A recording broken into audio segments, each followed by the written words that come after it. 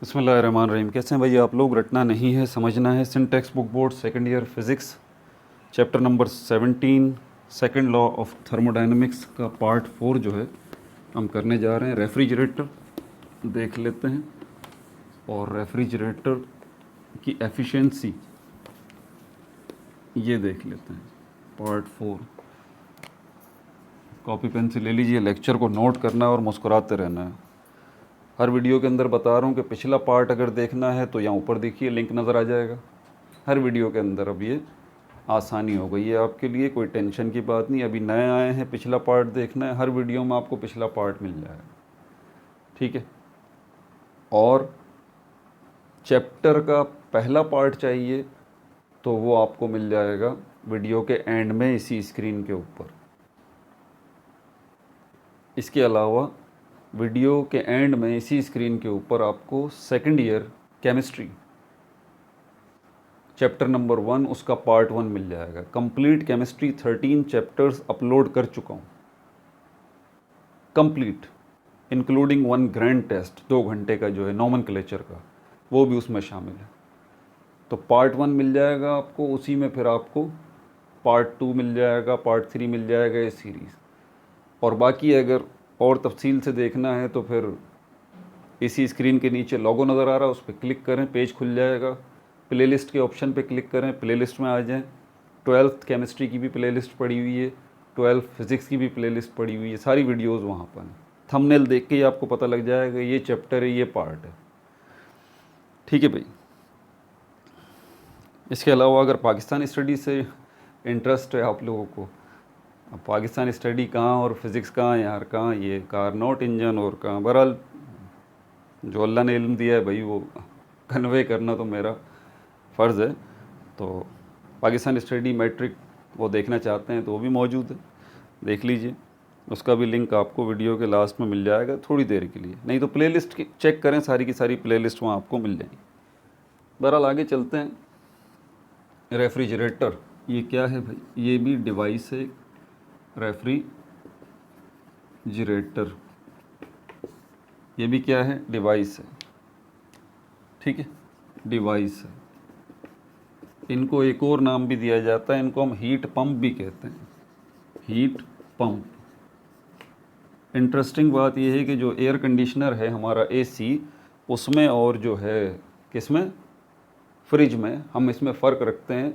Basically दोनों refrigerator ही हैं, collective name है ये रेफ्रिजरेटर है। तो आपका एसी जो है वो भी रेफ्रिजरेटर है क्योंकि वो भी वही काम कर रहा है, और जो आपका फ्रिज है वो भी वही काम कर रहा है। कूलिंग डिवाइसेस आपकी जितनी भी हैं सबकी सब रेफ्रिजरेटर हैं भाई, ये बात जहन में रखिएगा। चाहे घर में डिस्पेंसर लगा हुआ है पानी ठंडा करने के लिए या और कोई भी कूलिंग डिवाइसेस हैं, सबकी सब रेफ्रिजरेटर हैं। बुनियादी तौर पर क्या मामला है?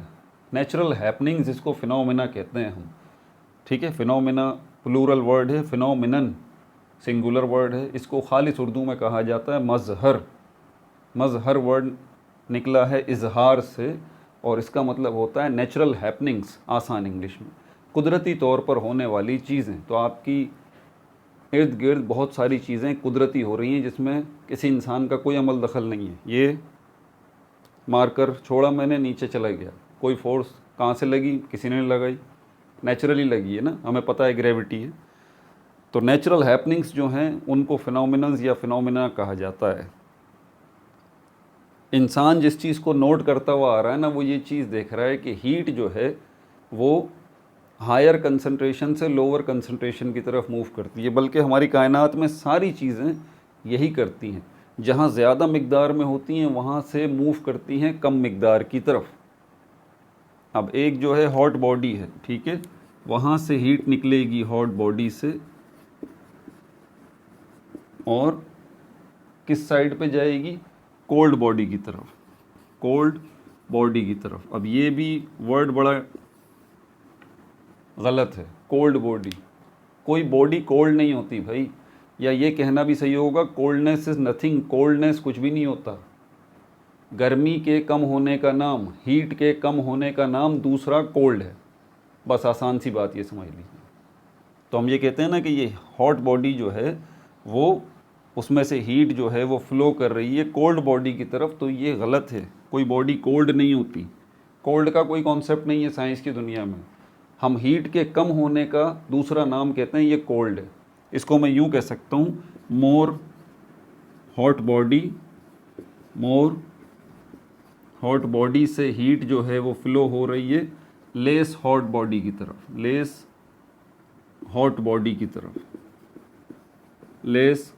की तरफ। साइंटिफिकली अगर देखा जाए तो ये परफेक्ट बात है। मोर हॉट बॉडी से हीट फ्लो कर रही है लेस हॉट बॉडी की तरफ। तो ये बात आपने जहन में रखनी है, नहीं तो आप गड़बड़ कर जाएंगे। कॉन्सेप्ट रेफ्रिजरेटर का अच्छी तरह जहन में बैठेगा नहीं। जब कोल्ड बॉडी की बात आ रही है ना, जहाँ भी आप समझ लीजिए वो हॉट बॉडी ही है। लेकिन कौन सी हॉट बॉडी है भाई? जिसका टेम्परेचर कम है, ऐसी हॉट बॉडी। तो ये हम अपनी नेचर में देखते हैं कि ज़्यादा हॉट बॉडी से कम हॉट बॉडी की तरफ आप चले गए हैं। आप यकीन करें, आपका अगर माइनस में टेम्परेचर है ना, आप स्कर्दू चले जाते हैं या साइबेरिया चले जाते हैं, जहाँ -70 टेम्परेचर है, -60 टेम्परेचर है, -30 टेम्परेचर है, तो आप कहेंगे बहुत ज़्यादा सर्दी है भाई। नहीं, साइंटिफिकली देखिए, बहुत ज़्यादा कम गर्मी है जी। बहुत ज़्यादा सर्दी नहीं है साइबेरिया में, -30 टेम्परेचर हो रहा है, नहीं, बहुत ज़्यादा कम गर्मी है। मतलब गर्मी बहुत ही कम है यार, हॉटनेस बहुत ही कम है। ये मत बोलें ठंडक बहुत ज़्यादा है, हॉटनेस बहुत ही कम है। ये बुनियादी कॉन्सेप्ट आपने जहन में रखना है। तो हीट का जो फ्लो होता है वो मोर हॉट बॉडी से लेस हॉट बॉडी की तरफ होता है, जिसको हम उर्फ़े आम में कोल्ड बॉडी कहते हैं। समझ में आ गई ये बात? अच्छा, तो ये तो नेचुरल हो रहा है, जिस तरह मैंने बात शुरू की थी, नेचुरल हैपनिंग्स, ये तो होगा हमारी नेचर के अंदर। अब अगर हम ये करवाना चाहते हैं कि कोल्ड बॉडी से हीट जो है हॉट बॉडी की तरफ चली जाए, तो भाई ये तो अजीब सी बात है ना। कोल्ड बॉडी से हीट जो है वो हॉट बॉडी की तरफ आ जाए। अब जब मैं पढ़ रहा था तो मैं परेशान था, मैंने बोला यार बात समझ में नहीं आ रही, ये कोल्ड बॉडी से हीट चली जाए, मतलब एक बॉडी जो कोल्ड है वहाँ से हीट जाएगी। हॉट बॉडी से तो समझ में आता है कि हॉट बॉडी के, मैं कह रहा हूँ अगर कोल्ड बॉडी से हीट हॉट बॉडी की तरफ हम लेके आना चाहते हैं, ठीक है, जो कि नॉर्मली नेचुरली नहीं होता, हॉट बॉडी से कोल्ड बॉडी की तरफ ही हीट फ्लो करती है नेचुरली। अगर मैं ऐसा करवाना चाहता हूँ कि कोल्ड बॉडी से हीट जो है वो हॉट बॉडी की तरफ आए, तो फिर क्या करना पड़ेगा? इसके लिए मुझे मशीन चाहिए एक, मुझे इंजन चाहिए एक ऐसा इंजन जो कि ये काम करे। और वो कब करेगा? जब वर्क होगा। किसके ऊपर? जब वर्क होगा, work on engine, work on engine. भाई आप खुद तो ये काम नहीं कर सकते ना कि कोल्ड बॉडी से हीट को निकाल के हॉट बॉडी की तरफ ले आए। नेचुरली होता नहीं है ना ऐसा, बात समझ रहे हैं ना?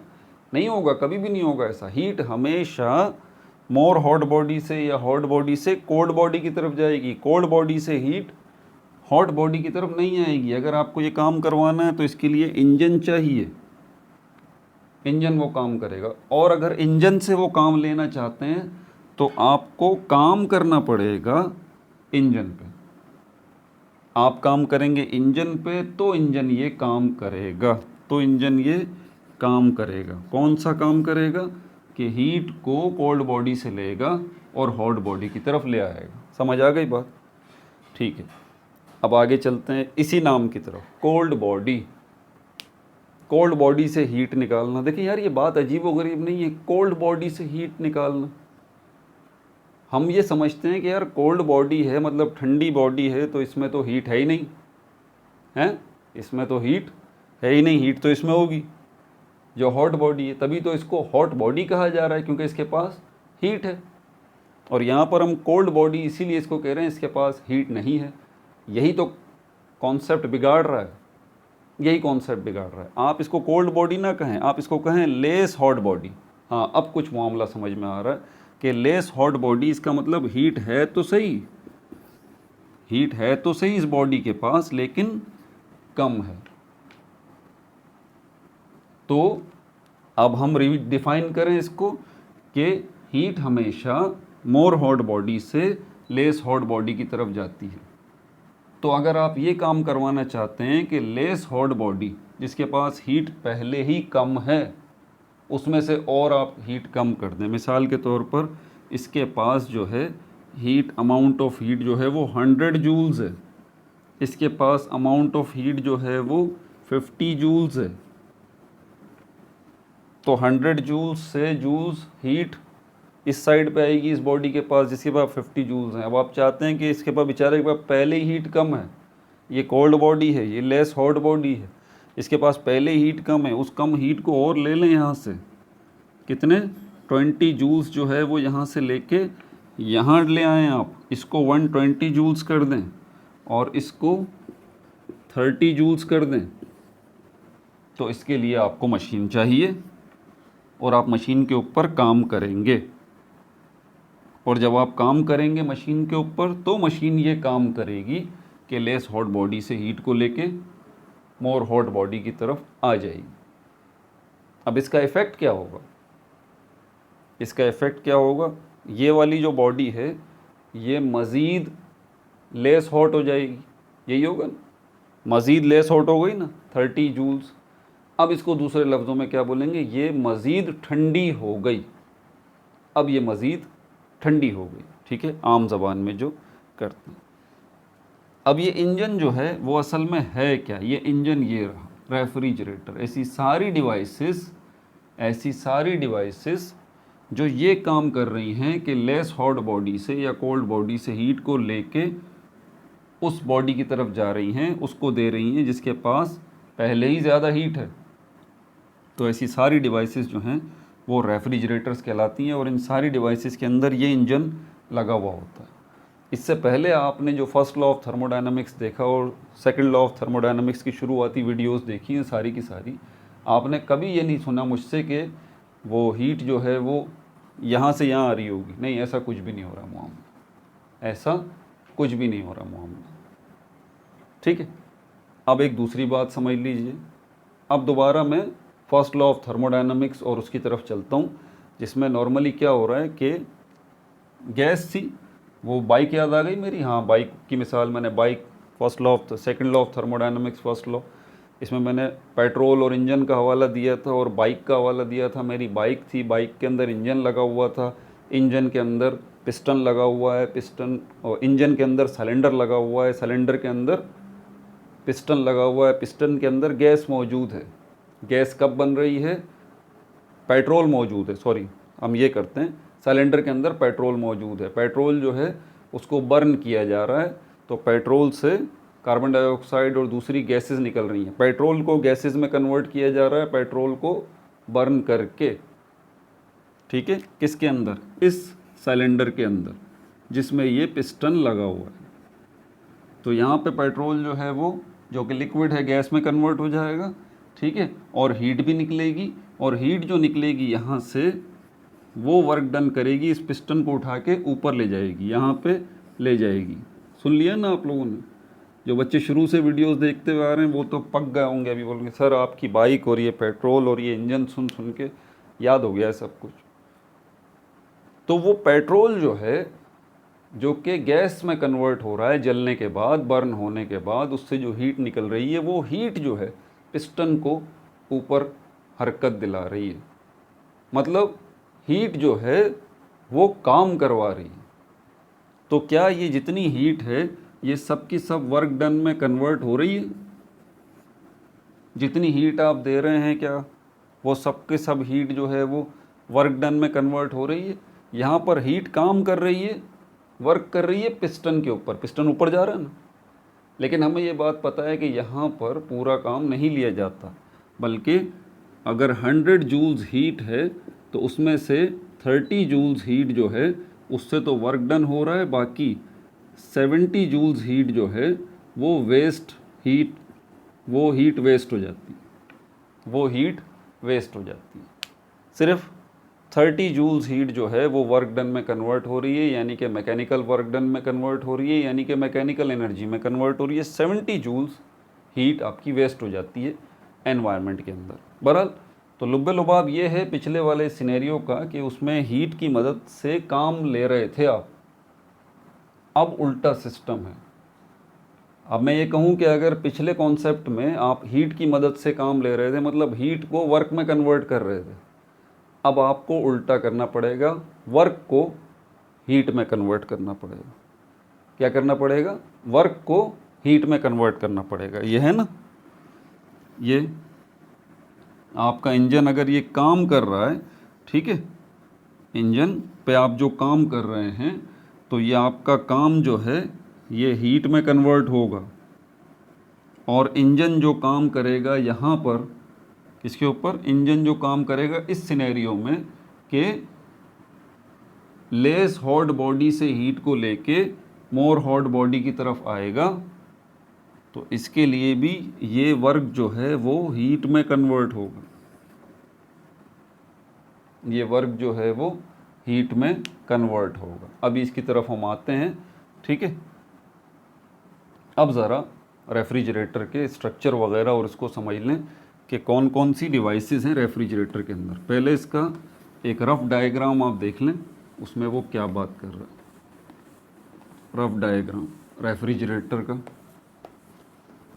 रफ डायग्राम रेफ्रिजरेटर का ये है, जो अगर आपको याद हो तो हम पहले भी बना चुके हैं। ये आपका रेफ्रिजरेटर है, रेफ्रिजरेटर है, ठीक है।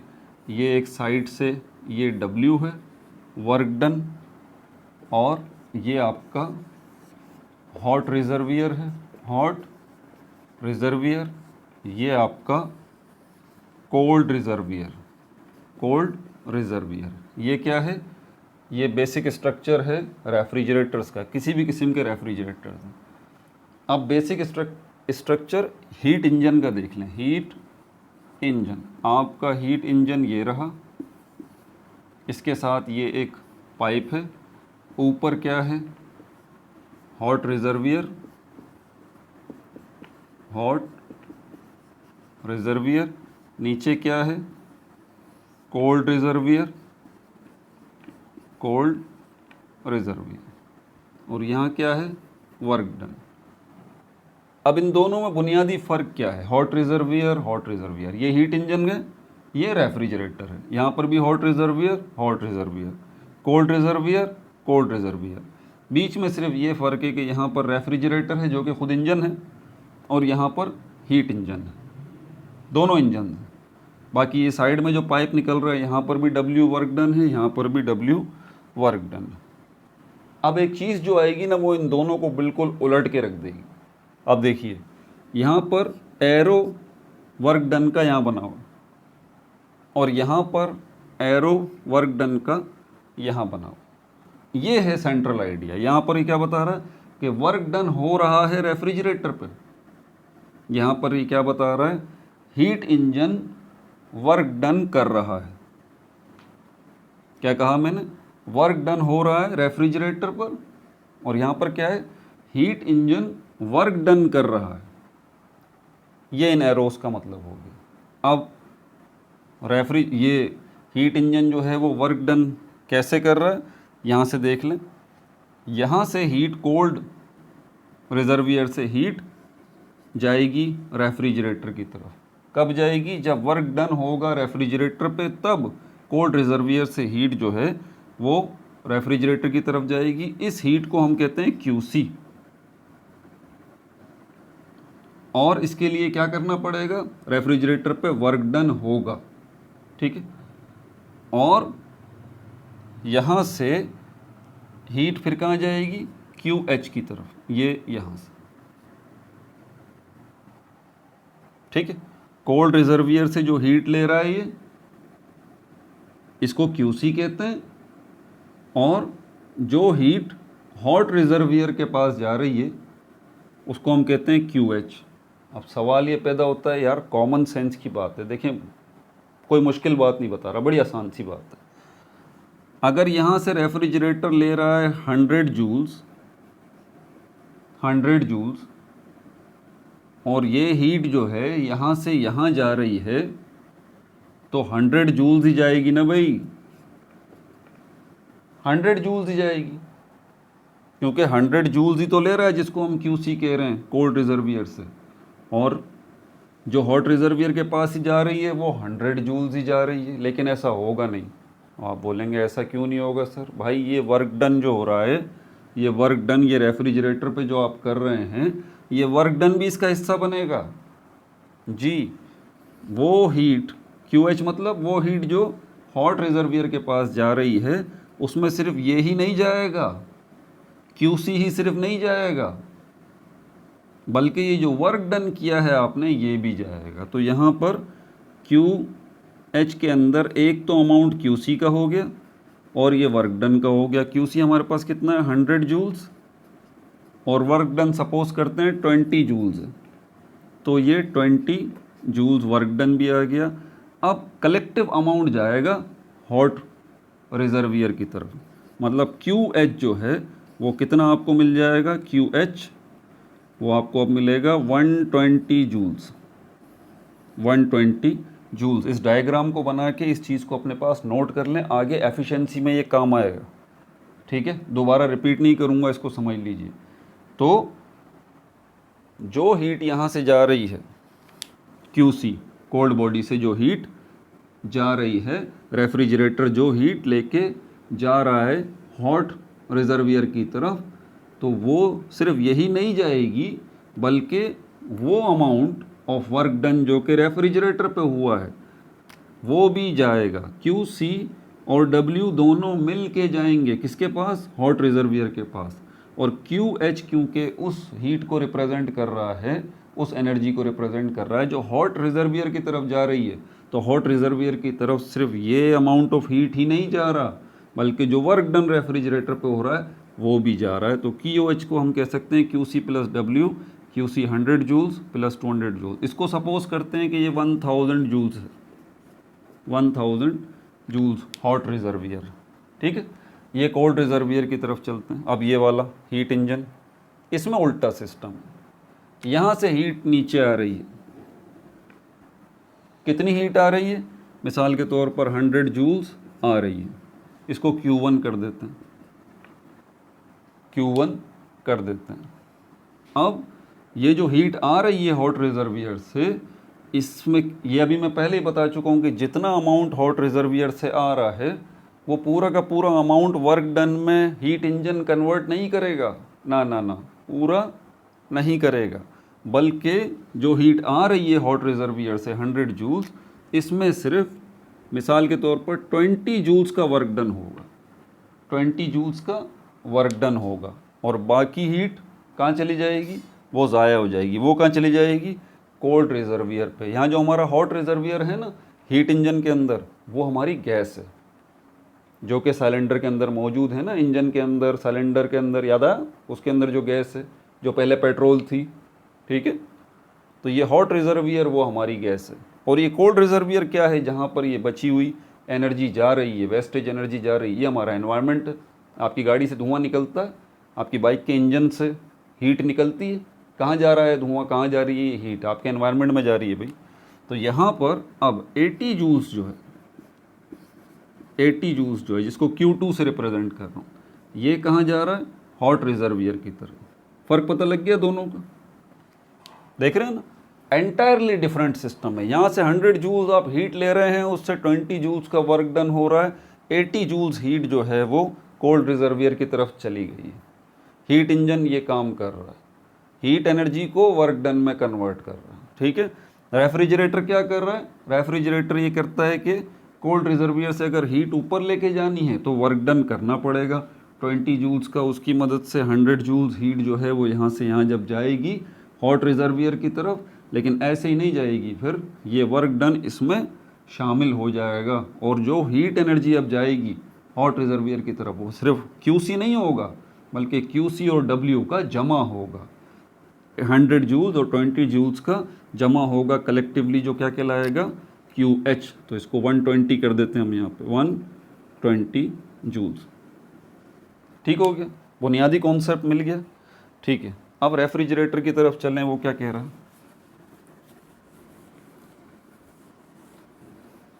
तो QC का भी आपको पता चल गया और QH का भी पता चल गया आपको, वर्क डन का भी आपको पता चल गया।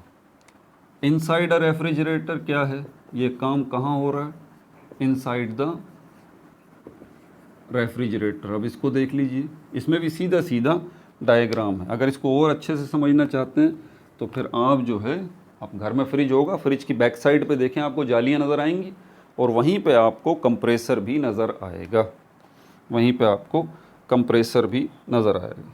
मैं इसका एक स्कीमेटिक डायग्राम यहाँ पर बना देता हूँ आपके सामने, ठीक है।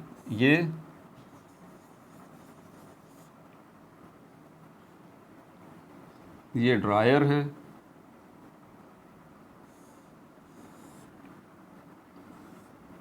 ये पाइप है, असल में ये पाइप है, और ये इस तरह का गोल सा आपने भी देखा होगा, इस तरह का गोल सा क्या लगा हुआ होता है, ये कंप्रेसर है, ये कंप्रेसर है। अभी देखें आपके फ्रिज में लगा हुआ होगा ये कंप्रेसर, ठीक है।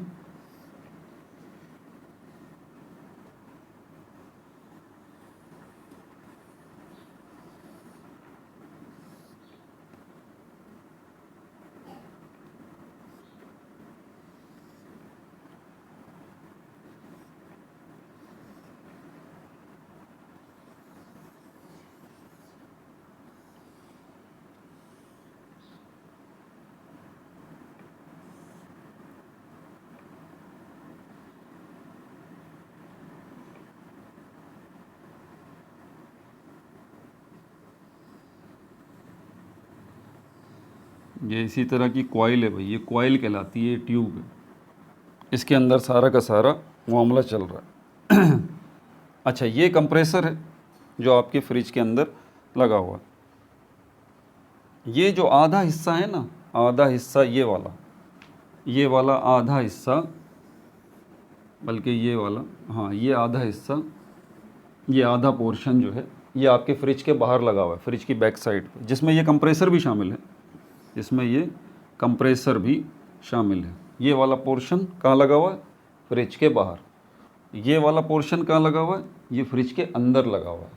ये फ्रिज के अंदर जो है, दीवारों के अंदर कंसीड होता है।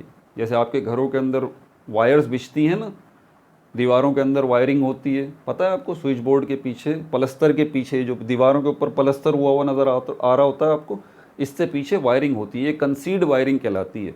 जब घर बनता है ना, तो घर बनने के बाद जब दीवारें खड़ी हो जाती हैं, पलस्तर नहीं होता, बल्कि वो जो दीवारें खड़ी की गई हैं उनमें ही वायरिंग बिछाई जाती है, और वायरिंग बिछाने के बाद उसके ऊपर पलस्तर होता है। जी, उसके ऊपर पलस्तर होता है, अंदर वायरिंग होती है, अंदर वायरिंग होती है। एग्जैक्टली ऐसे ही आपके फ्रिज के अंदर जो है ना, ये इस तरह की ये कॉइल्स बिछी हुई हैं।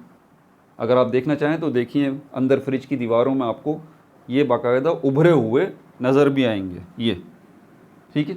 इनमें क्या है, इनमें गैस प्लस लिक्विड, ये दो चीज़ें फ्लो कर रही हैं, gas plus liquid, gas plus liquid, इसमें दो चीज़ें फ्लो कर रही हैं। दोनों तो एक साथ फ्लो नहीं कर सकती, तो हम ये कह सकते हैं कि इसका कन्वर्जन हो रहा है। गैस जो है वो लिक्विड में कन्वर्ट हो रहा है, लिक्विड जो है वो गैस में कन्वर्ट हो रही है, ठीक है। अब यहाँ पर एक हमारे पास नाम होता है किस चीज़ का, ये आपका कहलाता है एवापोरेटर। ये पोर्शन एवापोरेटर जो कि आपके फ्रिज के अंदर लगा हुआ होता है। आपको याद है ना, evaporation is a cooling process, evaporation is a cooling process. और ये किससे रिलेटेड है, ये गैस से रिलेटेड है। वेपर्स, वेपर्स बोलें तो गैस, वेपर्स बोलें तो गैस, ठीक है, वेपर्स बोलें तो गैस। तो यहाँ पर वेपर्स वाला मामला होगा। अच्छा, उसके बाद ये जो चीज़ है ये कैपिलरी ट्यूब कहलाती है, कैपिलरी ट्यूब। यार ये डब्बा मिटा दूँ ना, ये डिस्टर्ब करेगा वरना आपको।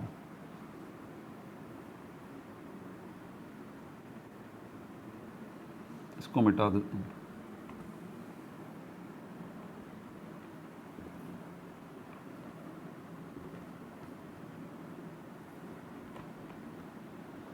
ठीक है, ये ड्राइंग कर लीजिए आप।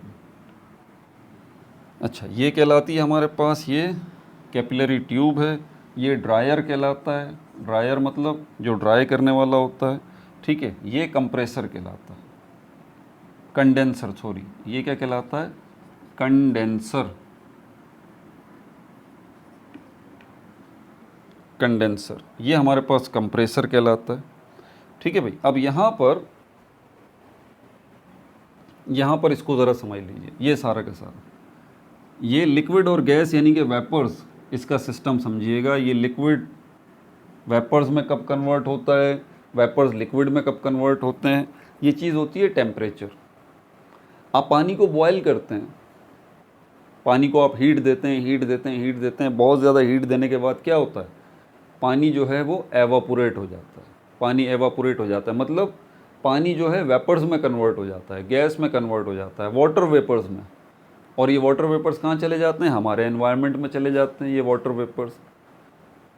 अब दिन भर में तो ये काम हो रहा होता है, सूरज की गर्मी है, ठीक है, उसकी वजह से पानी जो है वो क्या हो रहा है, लिक्विड वाटर वेपराइज हो रहा है, वेपराइज हो रहा है, सारा दिन ये काम हो रहा है। अच्छा, रात में ठंडक हो जाती है, रात में ठंडक होने की वजह से टेम्परेचर नीचे गिर जाता है।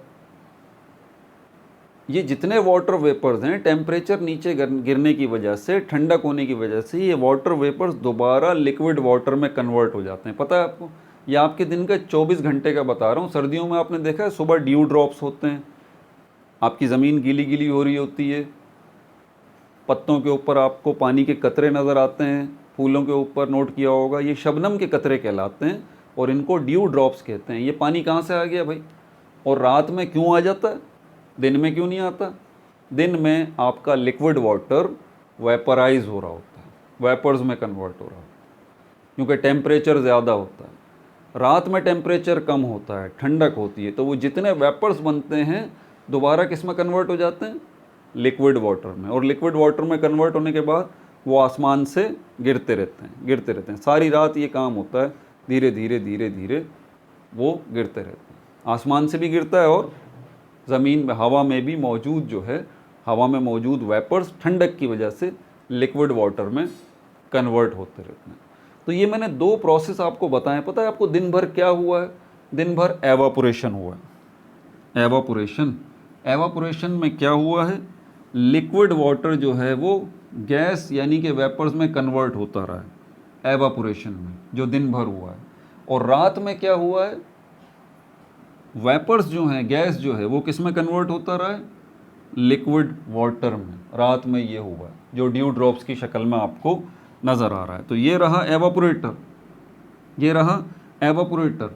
ये लिक्विड वाटर को, यानी कि लिक्विड को, वाटर तो नहीं कहूँगा, ये लिक्विड को गैस में कन्वर्ट करेगा इस जगह पर, लिक्विड को गैस में कन्वर्ट करेगा इस जगह पर। अच्छा, लिक्विड को गैस में कन्वर्ट करने के लिए इसको क्या चाहिए भाई, लिक्विड को गैस में कन्वर्ट करने के लिए ये जो ट्यूब्स हैं इनके अंदर क्या मौजूद है, इन ट्यूब्स में जो है वो लिक्विड मौजूद है।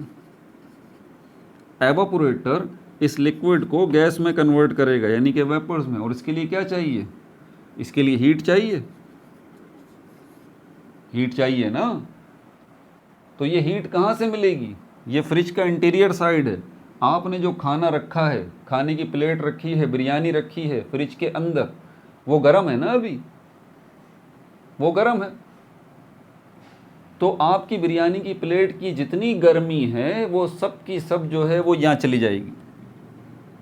एवापोरेटर उस सारी गर्मी को ले लेगा अपने अंदर, और एवापोरेटर सारी गर्मी को ले लेगा और इन ट्यूब्स के अंदर, कॉइल्स के अंदर जो लिक्विड मौजूद है वो हीट किसके पास चली जाएगी, वो हीट चली जाएगी इस लिक्विड के पास। ये लिक्विड फिर क्या होगा, गैस में कन्वर्ट हो जाएगा, वेपर्स में कन्वर्ट हो जाएगा। तो इसमें अभी थोड़ी देर पहले इन कॉइल्स में, फ्रिज के अंदर लिक्विड मौजूद था, अब वो लिक्विड किस में कन्वर्ट हो गया, वो गैस में कन्वर्ट हो गया, वेपर्स में कन्वर्ट हो गया। क्यों, एवापोरेशन का प्रोसेस हुआ है भाई। आपने जितनी चीज़ें फ्रिज में रखी थी उनमें से सारी हीट निकल के इसके अंदर चली गई, इस लिक्विड के अंदर, और ये लिक्विड क्या हो गया, ये किस में कन्वर्ट हो गया, गैस में कन्वर्ट हो गया। ठीक हो गया। अब ये गैस जो है वो आगे चल रही है इसके अंदर, यहाँ पर आ जाएगी कंप्रेसर में गैस। कंप्रेसर जो है वो गैस को क्या करेगा, कंप्रेस करेगा, कंप्रेस करेगा। अब यहाँ प्रेशर का अमल दखल होता है, कभी कभी आप गैस को कंप्रेस करते हैं ना तो उसका टेम्परेचर बढ़ जाता है, और गैस को कभी आप कंप्रेस करते हैं तो उसका टेम्परेचर ठंडा भी हो जाता है, ये भी मामला होता है। बहरहाल यहाँ तो खैर नॉर्मली यही काम होगा कि जब ये गैस यहाँ पर कंप्रेसर में आएगी तो कंप्रेसर इस गैस को और कंप्रेस करेगा, कंप्रेसर इस गैस को और कंप्रेस करेगा। इससे क्या होगा, गैस जो यहाँ पर अब आई है, गैस जो यहाँ पर अब आई है वो और हॉट हो जाएगी, उसका टेम्परेचर और बढ़ेगा, ठीक है, और प्रेशर भी बढ़ेगा। अब ये गैस इन्हीं ट्यूब्स के ज़रिए यहाँ से आगे जाएगी, यहाँ से गैस इन हुई, कंप्रेसर में आई, और ये गैस अब आगे जा रही है यहाँ पे, यहाँ पे, यहाँ पे। ये कंडेंसर है, ये कंडेंसर गैस को, गैस टू लिक्विड, आपको बताया था ना मैंने, आपके दिन भर एवापोरेशन होती है, दिन भर पानी जो है वो सूरज की गर्मी की वजह से वेपर्स में कन्वर्ट होता रहता है, और रात में उल्टा काम होता है कि ठंडक की वजह से वो सारे वेपर्स दोबारा लिक्विड में, लिक्विड वाटर में कन्वर्ट होते रहते हैं। तो ये जो कन्वर्जन है वेपर की लिक्विड वाटर में, ये जो कन्वर्जन है वेपर्स की लिक्विड वाटर में, इसको हम क्या कहते हैं, इसको हम कंडेंसेशन कहते हैं। क्या कहते हैं, कंडेंसेशन। और ये कंडेंसर यहाँ पर यही काम करेगा कि जो गैस यहाँ से आ रही है अब इस गैस को लिक्विड में कन्वर्ट कर देगा, इस गैस को लिक्विड में कन्वर्ट कर देगा। और गैस को लिक्विड में कन्वर्ट करने के लिए हीट का क्या मामला होगा यहाँ पे, सोचिए। गैस जो है ये हीट को लेगी या देगी, सोचिए। गैस जो है वो हीट को लेगी या देगी, ये देगी। Give out, give out, heat इसमें से यहाँ से निकल जाएगी भाई, हीट इसमें से यहाँ से निकल जाएगी। तो क्या हुआ है, यहाँ पर जो लिक्विड मौजूद है, दोबारा आ जाइए फ्रिज के अंदर, ये पोर्शन फ्रिज के अंदर है, ये एवापोरेटर लगा हुआ है, इसके अंदर जो है वो लिक्विड मौजूद है। ये एवापोरेटर क्या कर रहा है, और इसी पोर्शन में खाना रखा हुआ है बिरयानी जो कि गर्म है। एवापोरेटर जो है वो क्या कर रहा है, यहाँ से जो आपका खाना है उसमें से जो हीट है उसको ले रहा है, और वो हीट किसके पास जा रही है, इन कॉइल्स में मौजूद लिक्विड के पास, इन कॉइल्स में मौजूद लिक्विड के पास। लिक्विड जब उस हीट को ले रहा है तो क्या हो रहा है, लिक्विड वेपराइज हो रहा है, वेपर्स में कन्वर्ट हो रहा है, और आपके फ्रिज में सारे खाने जो रखे हैं वो उनसे सारी हीट निकल के यहाँ पर आ गई, और यहाँ पर मौजूद लिक्विड ने वो सारी हीट ले ली और वो लिक्विड गैस में कन्वर्ट हो गया, मतलब एवापोरेशन का प्रोसेस हो गया, ठीक है। अब जो है ये वेपर्स जब आगे जाएंगे, कंप्रेसर जो है इनको और कंप्रेस करेगा, इसका टेम्परेचर और बढ़ेगा। याद रहे ये वेपर्स हीट को लेके जा रहे हैं अभी, हाँ, ये वेपर्स जो यहाँ से, ये गैस जो यहाँ से अब यहाँ जा रही है, ये उस सारी हीट को लेके जा रही है जो कि आपके खानों के अंदर थी, जो कि चली गई इसके अंदर। अब ये आगे जा रहे हैं वेपर्स, ये गैस इस हीट को लेके कंप्रेसर में जाने के बाद ये वेपर्स और कंप्रेस हुए, इनका टेम्परेचर बढ़ गया, और यही गैस जो अब हीट लेके जा रही है यहाँ पर आएगी कंडेंसर के पास। कंडेंसर इस लिक्विड को गैस में कन्वर्ट करेगा, और गैस में कन्वर्ट करने के लिए कंडेंसर को क्या करना पड़ेगा, इसमें से हीट को निकालना पड़ेगा, इसमें से हीट को निकालना पड़ेगा। तभी जो है वो वेपर्स किस में कन्वर्ट होंगे, लिक्विड में। तो यहाँ पर ये काम होगा कि हीट जो है गिव आउट हो जाएगी, और यहाँ पर वेपर्स जो हैं किस में कन्वर्ट हो जाएंगे, गैस में कन्वर्ट हो जाएंगे।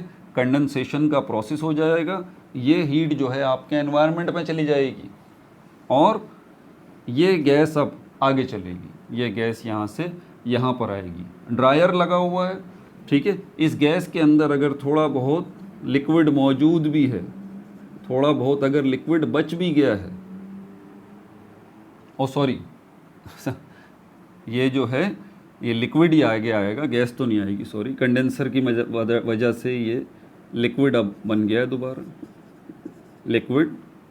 तो अगर लिक्विड के अंदर थोड़ी बहुत जो है वो गैस बच भी आ भी जाती है साथ में, तो ये ड्रायर उसको ड्रायर कर देगा। ये लिक्विड फिर यहाँ आएगा कैपिलरी ट्यूब के अंदर, ठीक है। यहाँ पर आने के बाद कैपिलरी ट्यूब के अंदर इसका प्रेशर इस लिक्विड का बहुत हाई होगा, प्रेशर जो है बहुत हाई होगा, हाई प्रेशर होगा, हाई प्रेशर होगा, ये बात जहन में रखिएगा, ठीक है। और यहाँ पर जब कैपिलरी ट्यूब में ये लिक्विड इन होगा तो इसका प्रेशर क्या होगा, प्रेशर इसका लो हो जाएगा, प्रेशर इसका लो हो जाएगा। अब ये आगे चलेगा मामला। अब यहाँ से ये लिक्विड देखें दोबारा यहाँ आएगा, अब ये लिक्विड यहाँ से यहाँ आ रहा है, इसका प्रेशर कम है, और यहाँ से कैपिलरी ट्यूब से ये लिक्विड आगे आ रहा है, कहाँ, आपके फ्रिज में इन हो रहा है।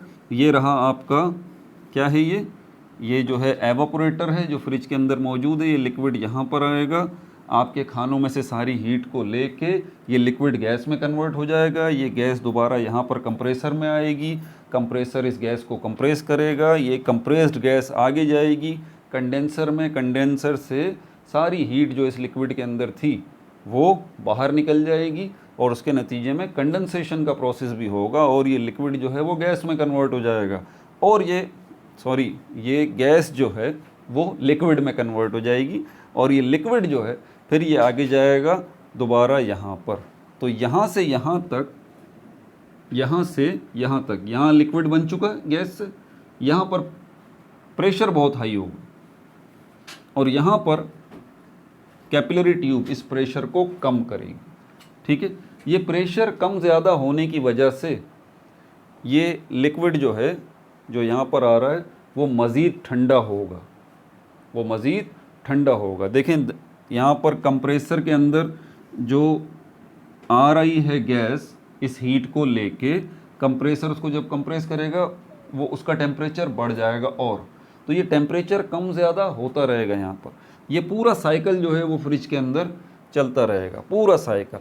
ये लिक्विड से यहाँ पर आने के बाद गैस बनेगा, ये गैस आगे जाएगी हीट को लेती हुई खानों की, और ये कंप्रेस होगी, आगे जाएगा कंडेंसर के अंदर, यहाँ पर गैस जो है दोबारा लिक्विड में कन्वर्ट होगी, और इस दौरान यहाँ से हीट जो है एनवायरनमेंट में चली जाएगी, और ये लिक्विड फिर यहाँ पर आएगा, और ये साइकिल चलता रहता है 24 घंटे सब कुछ। लेकिन ये सारा काम होगा कैसे? आसान सी बात है। आप बोलेंगे कि सर फ्रिज को जो है वो क्या लगाएंगे, स्विच बोर्ड में लगा देंगे। किसमें? फ्रिज को जब तक हम चालू नहीं करेंगे, ये बोलेंगे ना, स्विच बोर्ड में लगाएंगे। तो एक मोटर लगी हुई है जो कि ये सारा काम करेगी, मोटर लगी हुई, ठीक है। और वो मोटर क्या करेगी, वर्क करेगी, वर्क करेगी। मोटर कंप्रेसर के ऊपर भी वर्क करेगी, मोटर कंडेंसर के ऊपर भी वर्क करेगी, मोटर जो है वो एवापोरेटर के ऊपर भी वर्क करेगी, और मोटर जो है वो इस लिक्विड के ऊपर भी वर्क करेगी कि ये लिक्विड जो है इन कॉइल्स में घूमता रहे, ठीक है। और ये मोटर कब वर्क करेगी, जब स्विच के साथ इसको कनेक्ट करेंगे, स्विच के साथ, मेन स्विच के साथ तार लगाएंगे ना, जिसको हम कहते हैं भाई फ्रिज चालू करो तार लगा दो। अब फ्रिज चालू करने के लिए जो आपने तार लगाया है उस तार से इलेक्ट्रिकल एनर्जी आ रही है, इलेक्ट्रिकल एनर्जी फ्रिज में आ रही है, उससे मोटर चल रही है। उस मोटर चलने से क्या हो रहा है, ये लिक्विड फ्लो होना शुरू हो जाता है, कंडेंसर काम करना शुरू हो जाता है, एवापोरेटर काम करना शुरू हो जाता है, कंप्रेसर कंप्रेस करना शुरू हो जाता है। ये सारे काम जब होते हैं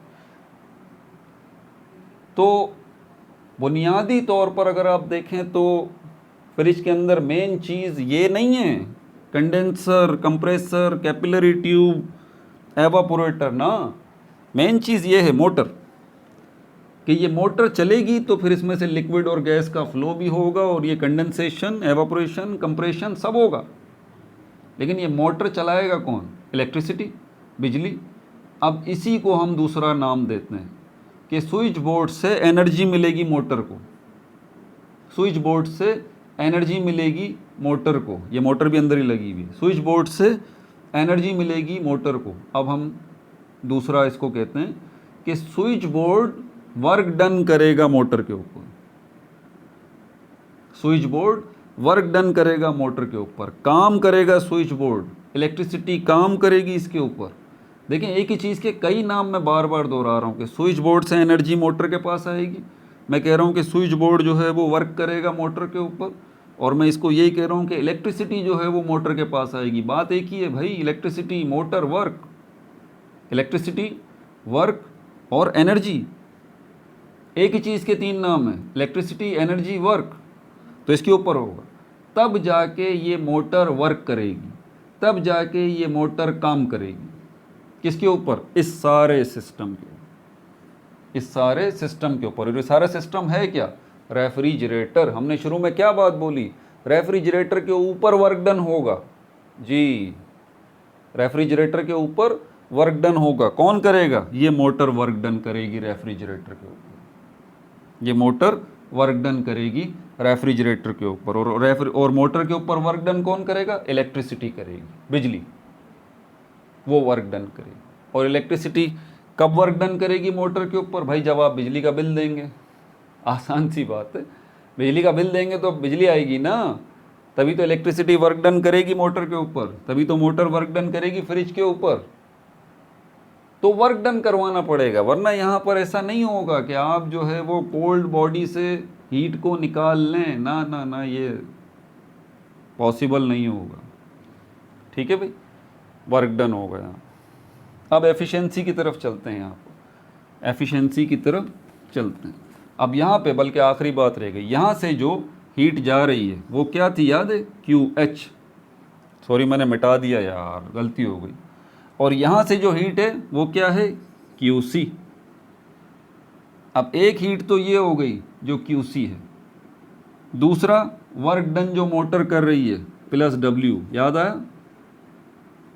ठीक है, यहाँ से लेते हैं, यहाँ से जो हीट एनवायरनमेंट में जा रही है जिसको हम QH कह रहे हैं, वो है 100 जूल्स, वो है 100 जूल्स जो हीट एनवायरनमेंट में जा रही है। और खानों से जो हीट ली गई है वो कितनी ली गई है? 70 जूल्स QC। खानों से जो हीट ली गई है वो कितना है? 70 जूल्स। और फ्रिज के ऊपर जो, रेफ्रिजरेटर के ऊपर जो वर्क डन किया है मोटर ने, वो कितना है? वो है 30 जूल्स, वो है 30 जूल्स। तो वो हीट जो कि खानों की चली गई इस लिक्विड के पास, कितनी थी? 70 जूल्स। वो वर्क डन जो कि मोटर ने किया रेफ्रिजरेटर के ऊपर, 30 जूल्स। ये वर्क डन हिस्सा बनेगा इसका जी, इस हीट का, QC का हिस्सा बनेगा, इसके साथ मिलेगा।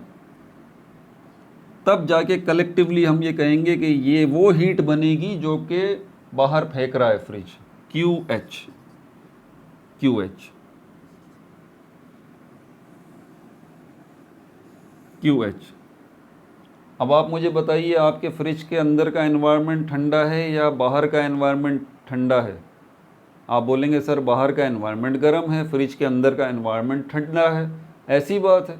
तो भाई ठंडक से हीट निकल के जा रही है ना बाहर के एनवायरनमेंट में, फ्रिज के अंदर का एनवायरनमेंट ठंडा है, यहीं से हीट निकल के जा रही है QC बाहर, बाहर का एनवायरनमेंट गर्म है, तो ठंडे से गर्म की तरफ मामला हो रहा है।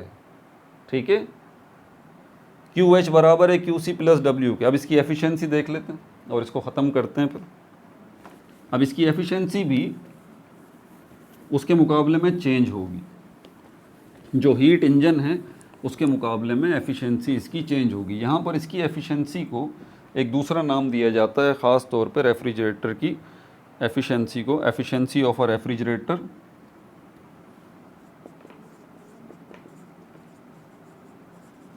Efficiency of a refrigerator, refrigerator. अगर इसकी एफिशिएंसी की तरफ जाएं तो ये उससे थोड़ा सा हटकर है। कोफिशिएंट ऑफ परफॉर्मेंस, इसको ये नाम दिया जाता है, कोफिशिएंट ऑफ परफॉर्मेंस,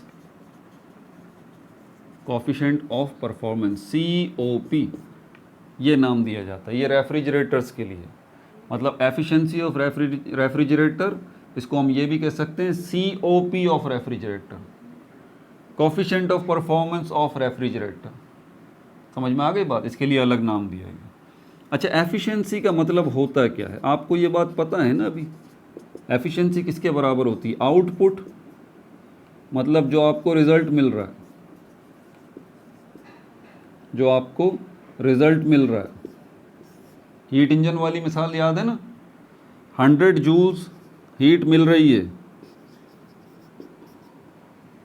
किसको, पिस्टन को। पिस्टन कितना वर्क कर रहा है, 30 जूल्स का। मतलब 100 जूल्स हीट में से 30 जूल्स हीट जो है वो किस में कन्वर्ट हो रही है, वर्क डन में, जो कि पिस्टन कर रहा है। बाकी 70 जूल्स कहाँ जा रही है, वेस्ट हो रही है, वेस्ट एनर्जी जो आपके एनवायरनमेंट में चली जाती है। ऐसे ही तो आप दे कितना रहे हैं और आपको मिल कितना रहा है। आप दे रहे हैं 100 जूल्स हीट, आपको काम कितना मिल रहा है, 30। तो इसका कंपैरिजन जो है कि जितनी हीट आप दे रहे हैं आपको वर्क कितना मिल रहा है, इसका मवाजना अगर करना हो, इसका कंपैरिजन करना हो, तो ये एफिशिएंसी एक रेशो है जिसमें आउटपुट जो आपका रिज़ल्ट है और इनपुट जो कि आप हीट दे रहे हैं, इनपुट जो कि आपने 100 जूल्स हीट दी है और रिज़ल्ट आपको क्या मिला है, सिर्फ 30 जूल्स का वर्क डन मिला है, 30 जूल्स का। तो आप कंपैरिजन जो करते हैं इसको रेशो कहा जाता है और ये रेशो आपको परफॉर्मेंस देता है, परफॉर्मेंस दे रहा है कि भाई कितनी मेहनत पे कितना फल मिल रहा है। 100 जूल्स की मेहनत हो रही है, 100 जूल्स का इनपुट हो रहा है, 30 जूल्स का आउटपुट मिल रहा है। तो ये आपको एफिशिएंसी कंपैरिजन करके बताती है कि कितना गुड़ डालने पे कितना मीठा मिल रहा है आपको। अब यहाँ पर जो इसकी होगी, इसको हम इस एफिशिएंसी को क्या नाम देते हैं, इसको हम नाम देते हैं COP का। अब देखें चेंजेस होंगी यहाँ पर, ये तो एक जनरल नाम हो गया, ये तो जनरल फार्मूला हो गया ना, सब जगह पे चलता है एफिशिएंसी का। अब इसमें हम थोड़ी सी चेंजेस करेंगे। क्या चेंजेस करेंगे कि ये एफिशिएंसी हो जाएगा COP, ठीक है, और उसके बाद ये हो जाएगा आउटपुट डिवाइडेड बाय इनपुट, ठीक है। COP को एक लेटर से रिप्रेजेंट करेंगे K, आउटपुट और इनपुट। अब K में और हम चेंजेस करेंगे। आउटपुट आपको क्या मिला है याद है, आउटपुट आपको क्या मिला है, कितना वर्क डन हुआ है, QC था आपका वर्क डन, यही है ना भाई QC, वही हीट जो कि खानों से निकल रही है, और खानों से हीट निकल रही है तो खाने ठंडे हो रहे हैं, वही हीट निकल रही है, तो ये आपका आउटपुट है QC, ठीक है। अच्छा, इनपुट क्या था, इनपुट दो चीज़ें थी। इनपुट हमारे पास जो है क्या, इनपुट क्या है हमारे पास इनपुट ये होगा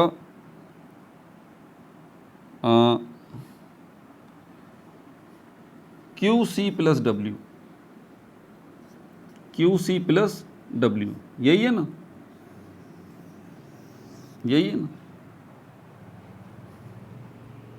आप फ्रिज से क्या काम लेना चाहते हैं, आप फ्रिज से काम लेना चाहते हैं कि भाई ज़्यादा से ज़्यादा फ्रिज जो है वो हीट निकाले खानों में से और खानों को ठंडा करे, पानी में से हीट निकाले पानी को ठंडा करे, तो आप वो वाली हीट चाहते हैं, इसको हम QC कहते हैं, ठीक है। तो इनपुट आप कितना दे रहे हैं इसके लिए, ये निकालने के लिए हीट, इनपुट आप कितना दे रहे हैं। एक तो उतनी हीट देंगे आप जितनी आप निकालना चाहते हैं, ठीक है। मिसाल के तौर पर QC को मैं यहाँ पर कर देता हूँ 100 जूल्स, 100 जूल्स QC, ये हीट निकल रही है बाहर। अब देखें, इतनी हीट निकालने के लिए आपको इतनी हीट देनी पड़ती है, ठीक है, इतनी हीट निकालने के लिए आपको इतनी हीट देनी पड़ती है। तो यहाँ पर QC जितनी हीट दी उतनी हीट आपको देनी पड़ रही है, लेकिन यहाँ पर आपको इससे ज़्यादा हीट देनी पड़ रही है भाई, वर्क डन करना पड़ रहा है। ये रहा ना इनपुट, देखें आपको ज़्यादा देनी पड़ रही है, आपको QC प्लस W देना पड़ रहा है, आपको 100 जूल्स के साथ 20 जूल्स का वर्क डन भी देना पड़ रहा है, तो आपको रिजल्ट जो मिल रहा है वो 100 जूल्स का मिल रहा है कि 100 जूल्स की हीट खानों से निकल के बाहर एनवायरनमेंट में जा रही है, लेकिन आपको जो हीट देनी पड़ रही है वो 100 जूल्स तो देनी पड़ रही है, साथ में 20 जूल्स का वर्क डन भी देना पड़ रहा है, साथ में 20 जूल्स का वर्क डन भी देना पड़ रहा है। तो अगर आप आउटपुट और इनपुट को कंपेयर करेंगे इस केस के अंदर, तो इनपुट आपका QC 100 जूल्स और आउटपुट जो है आपको 100 जूल्स का मिल रहा है, लेकिन इनपुट कितना देना पड़ रहा है आपको कि 100 जूल्स भी देना पड़ रहा है प्लस 20 जूल्स का वर्क डन भी देना पड़ रहा है। ठीक है भाई। अच्छा, और इसको आगे लेके चलें तो इसमें और क्या चेंजेस होगी, ये भी हो गया।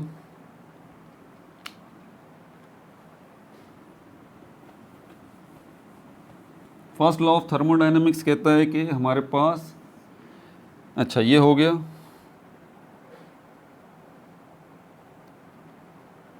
QC plus W। अच्छा, हीट जो बाहर जा रही है, अब ये QC प्लस W जो है ये क्या है आपके पास, आप बेसिकली वर्क डन को देखना चाहते हैं कि आउटपुट कितना मिल रहा है कितने इनपुट के ऊपर। तो यहाँ पर K जो है वो बराबर आप कर सकते हैं QC डिवाइडेड बाय ये QC प्लस W, आपको याद है ये QH के बराबर है, QH के, वो हीट जो बाहर निकल रही है, वो हीट जो बाहर निकल रही है QH, वो किसके बराबर है, QC प्लस W के, याद है। तो QC प्लस W की जगह पर मैं QH लिख सकता हूँ, तो QC अपॉन QH, और QC ये K जो है QC अपॉन QH किसके बराबर है, QC प्लस W के। अच्छा, यहाँ पर अगर मुझे वर्क डन फाइंड आउट करना हो, वर्क डन मुझे फाइंड आउट करना हो, तो फॉर्मूले के मुताबिक इस QC को यहाँ लेके आऊँगा, तो ये हो जाएगा QH minus QC is equal to W। अब इस QH की जगह पर अगर मैं यहाँ पर ये रखना चाहता हूँ, क्या,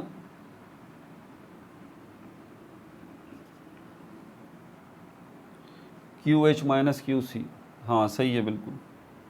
अरे यार थोड़ी सी मिस्टेक हो गई, सॉरी, वही मैं कह रहा था कि यार मसला है क्या यार, ये इसको आप वर्क डन लें, वर्क डन सीधा सीधा, टेंशन ही ख़त्म। आउटपुट आपको जो मिल रहा है QC, ये तो समझ में आ गया ना भाई। इनपुट क्या, वो जो आप वर्क डन कर रहे हैं, वो जो आप वर्क डन कर रहे हैं, ये आपका इनपुट है, ये आपका आउटपुट है जो रिज़ल्ट मिल रहा है। ठीक है, सॉरी यार, कंफ्यूज नहीं होना, तो हो जाता है कभी कभी जो है ना, हम भी क्या करें, अभी इंसान है ना यार, गलती से मिस्टेक हो जाती है। ठीक है, तो चिल मारें। अच्छा, यहाँ पर W जो है, अब यहाँ पर हमारे पास ये QH जो है वो किसके बराबर है, QC प्लस W, और QC को यहाँ लेके आएंगे तो QH माइनस C हो जाएगा। अब यहाँ पर जो W है इसकी जगह पर हम QH माइनस QC ले सकते हैं, हाँ अब सही हो गया, QC, ठीक है, और W की जगह पर क्या आ जाएगा, QH माइनस QC। ठीक है भाई, ये हो जाएगा। अब यहाँ पर QH माइनस QC ये आपका आखिरी टारगेट है। अगर आपको एफिशिएंसी फाइंड आउट करनी है, ठीक है, अगर आपको परफॉर्मेंस देखनी है रेफ्रिजरेटर की, तो वो हीट जो कि ले रहे हैं आप कोल्ड बॉडी से, और वो हीट जो कि दे रहे हैं आप एनवायरनमेंट को, इसको इससे माइनस करेंगे QH। अच्छा, फर्स्ट लॉ ऑफ थर्मोडायनामिक्स के अंदर हमने ये भी देखा था कि हीट जो है वो किसके बराबर होती है, टेम्परेचर के बराबर होती है। तो यहाँ पर हम इसको इस तरह से भी लिख सकते हैं, COP बराबर है K के, और K बराबर है TC, ठीक है, और TH माइनस TC, ये इसकी भी बराबर।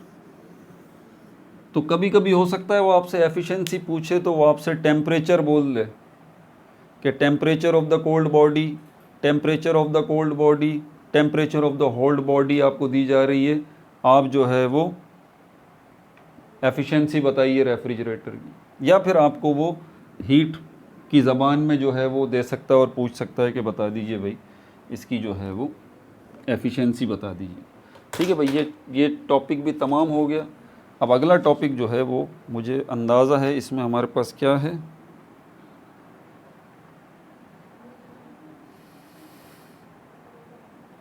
एंट्रोपी।